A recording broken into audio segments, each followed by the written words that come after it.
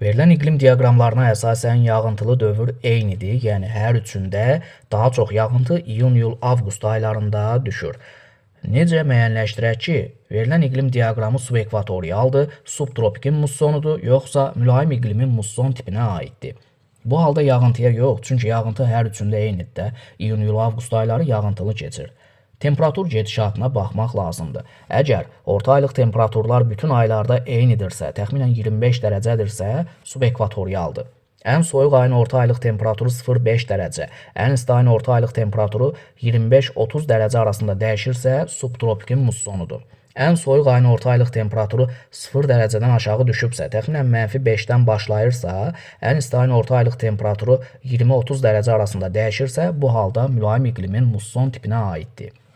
Deməli, yay isti və rütubətli, qışı isti və quraq keçən subekvatorialdır. Yay isti və rütubətli, qışı mülayim və quraq keçən subtropikin mussonudur. Yayı isti və yağıntılı, rütubətli, qışı soyuq və quru keçən isə mülayim iqlimin musson tipidir.